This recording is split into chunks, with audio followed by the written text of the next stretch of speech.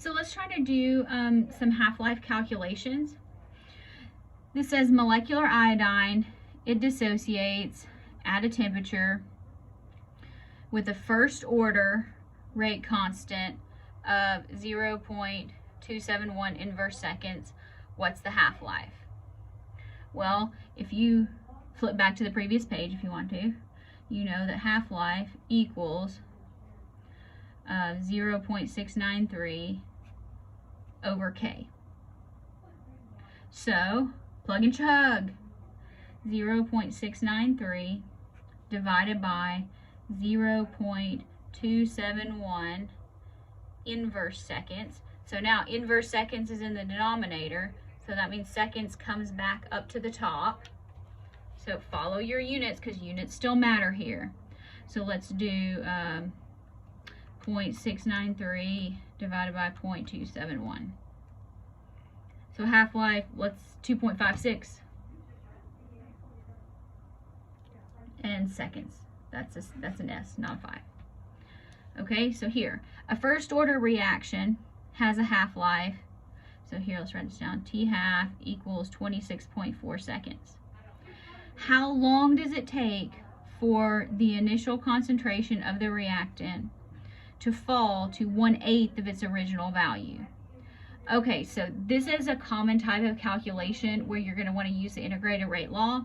So here, it tells you it's a first order reaction, and it gives us the half-life. So first order reaction says natural log a sub t over a sub 0 equals negative kt. All right, so when we have half-life and a first order reaction, we can work backwards to find what K is. So let's do that first. So we know that half-life equals 0.693 divided by K. So if the half-life is 26.4 seconds, that equals 0.693 over K. So let's do 0.693 divided by 26.4. So that gives us a K equals 0.0263.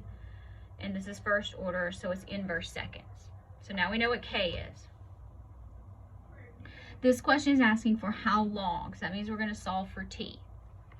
Now, notice it doesn't actually give us any concentrations. It just gives us a ratio, so 1/8. So it makes it really easy when you plug and chug here to say, well, if we started with 8, we have 1 left. So just say 1/8 equals negative, plug and chug for K, 0.0263 inverse seconds times time. That's it. That's it. Sometimes it gives you concentrations, sometimes it gives you a ratio. So it's not that hard.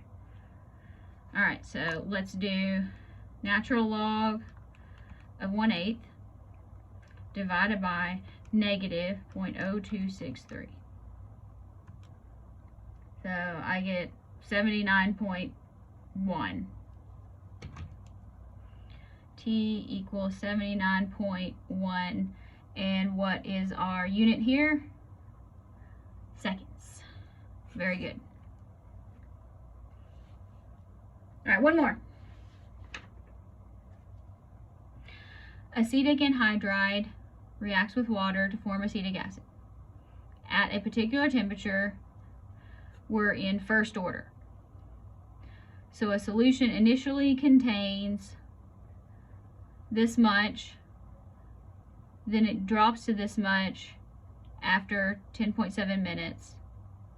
So let's find what is the rate constant and what's the half-life. Okay, so they tell us, this makes things easy, they tell us that it's first order. So you know that rate equals K times your concentration to the first power.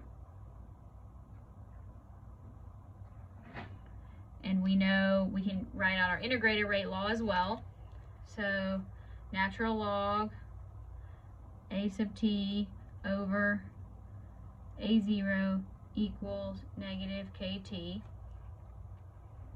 So let's use this here and let's find k. So let's plug and chug here.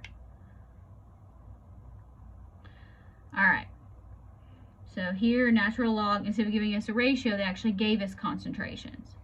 So our initial concentration is 0.802 molar. The units are going to fall out.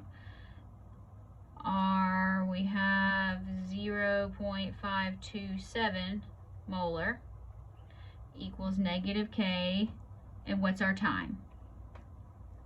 10.7 minutes. Okay, it's plug and chug. It's not that hard. All right, so let's do this. Natural log 0.527 over 0.802. All right, now let's divide by 10.7. And then we need to take the negative. So K equals 0.0392. What are the units here? Those came out. Inverse minutes, that is correct. So it's going to just be inverse time. So, or if you write 0.0392 per minute, which is how I tend to write things. Now, what else is asked us to find? Half-life. So now it's first order kinetics. So T half equals 0.693 divided by K.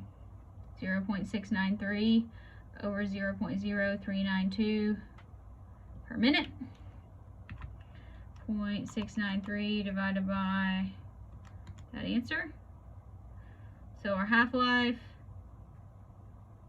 equals 17.7 minutes. So again, follow your units.